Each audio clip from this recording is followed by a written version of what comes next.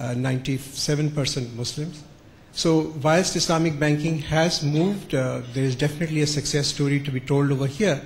But nevertheless, I think it could have been a lot better, considering that this is a country where people are extremely and emotionally attached with anything related to Islam, rightly or wrongly. Therefore, for them, for Islamic banks not to be able to project themselves in a way that that they are needed or they are useful for the society, I think that is something for us to think through and to see if we can do something different. So, my first question would be to Mr. Ibrahim Sidat. He has been involved with Islamic finance for such a long time, and he knows it all. So, share his thoughts on how Islamic banks can today become more involved with, with people. How can they really build that bridge between people so that they're not just seen as someone who's out there doing a business in a certain way, but they are really there to ensure that Islamic finance is there to help people out. So I'd like him to start on from there. Bismillah ar-Rahman ar-Rahim. Thank you, Najm, for shooting the first question out to me on this very delicate and important subject. Well, undoubtedly you are right that in Pakistan we are fairly sensitive about matters religious. And I keep saying time and again on various forums that had it not been for the whatever Lula Lamla Islamic banking we initiated in the 80s, we would not have been today where we are. So we started off with Islamic banking. In the context of this panel discussion, with the overarching theme of social responsibility, I think Sarfaraz Rahman Sahab in the previous session referred to Surah Rahman, and he talked about Mizan. Let us first of all ask the question to ourselves that when we talk of social responsibility, where is this particular concept emanating from? What is the overarching sort of obligation on us as Muslims in the context of which we can evaluate or discuss or dilate upon this particular theme of social responsibility? I would like to put it this way, that Allah has created this world, and whatever is with us, either individually or as a corporate entity, there is a sort of interest for us. We are what we call Khalifatullah, Allah ke Khalifa hain yahan par. We are accountable. We do not have any absolute ownership of anything. And therefore, in the context of this particular theme of the panel discussion, social responsibility, organizations engaged in Islamic banking have to pose this question to themselves, that what is their primary responsibility in this particular context? Rajan Sahib, if you ask me honestly at the outset, I would say the foremost and most fundamental thing which Islamic banks need to ensure in the context of responsibility, that they carry a huge reputational risk to convince people around them, their customers, people generally in the country, people across the world, that whatever we call as Islamic banking is really Islamic banking and is not cosmetic. This is the fundamental responsibility that we should have. Because the day people realize that in the name of Islam we have deceived them, what we call Islamic banking or what we call Islamic products suffer from any fundamental or primary deficiency, that is the day that will kill Islamic banking in this country. So, I do not want to dilate further on this. I'm sure you'll have follow-up questions on this.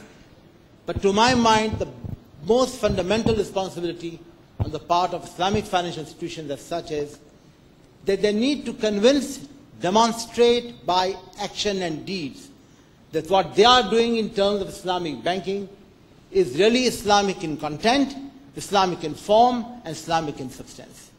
And if it suffers from any of these deficiencies, then I think Islamic banking will suffer a very, very serious blow in this country. And then after that, it will be very, very difficult to convince anybody in this country that there is something called or like Islamic banking? I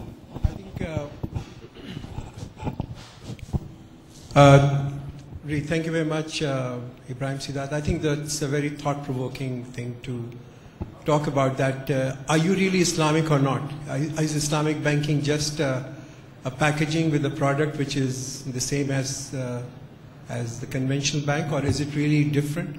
Does it really, when you compare it with the requirements of Sharia, is it fulfilling that or not? I don't want to be judgmental, obviously, since I have been involved with this for a long time. But I'd like to just throw the same question off to Dr. Zishan.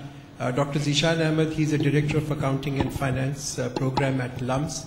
He's been associated with Islamic finance in more than one way, and coming in from LUMS, he would like to just hear from him as to what is his view, what is the perception on what currently Islamic banks are doing, and how Islamic are the Islamic banks. Thank you, Najim Sahib, for giving me this opportunity. Fortunately, I've been in this field for now almost more than a decade, and I had the privilege of starting the Islamic banking courses at IBA and LUMS, and been in discussion with the industry leadership as well as the ulama behind it. My formal preparation is in conventional economics and finance, but I had some opportunity to look at the fiqh side or the juristic side of the things. So one thing that I can see there is that this juristic process itself is very complex. The way a mufti comes up with a fatwa is very complex. There are so many considerations that are there. On one hand, there are very clear, beyond any doubts, permissions given by the Sharia in the domain of financing, in the domain of banking, in the domain of economics. And on the other hand, there are certain instruments, certain contracts that are becoming, little, we hear about them more often these days, which are of, which makes us think that whether, what we are doing is really we are fulfilling the vision of Islamic banking, or we are getting closer and closer to the conventional bank. So this is something that we are seeing, but as far as this is something that I can vouch for, that from Allah subhanahu wa ta'ala there is a huge room available for doing the transactions which can meet our needs this day and still separate us from the conventional side of it. That's the specific answer to what Najim Sahib asked me. But on the other note, again, coming back to the social responsibility theme and that side of the Islamic banks, we have seen that because they are under pressure from the Muslim community has greater expectations from them than from the conventional banks. They are under pressure to perform on the social dimension as well.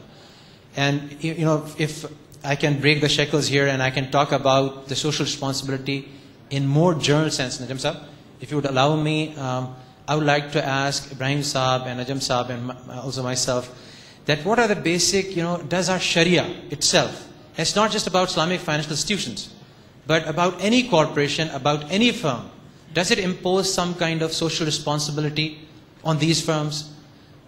Is there something given in our Sharia, original text, Quran and Hadith, which would make us think of the social responsibility side? I mean, we're lucky to have this, we call these financial institutions, the Islamic financial institutions, of our own. We cannot point out to any other breed of institutions and say these are Islamic, because this is the only place where at least there is presence of muftis and scholars, so they can talk about it. But even, in a very general sense, if I ask you this question, there would be, the content, if you go about searching about social responsibility that is incumbent upon, that is, laid upon an individual or an organization in Islamic society, you will perhaps end up with volumes of books. And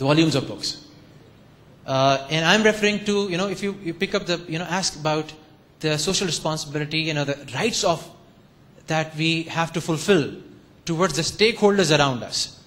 Okay, let's start with the rights of the neighbor. There was one definition of social responsibility given by Albert and Pocket back in 1973.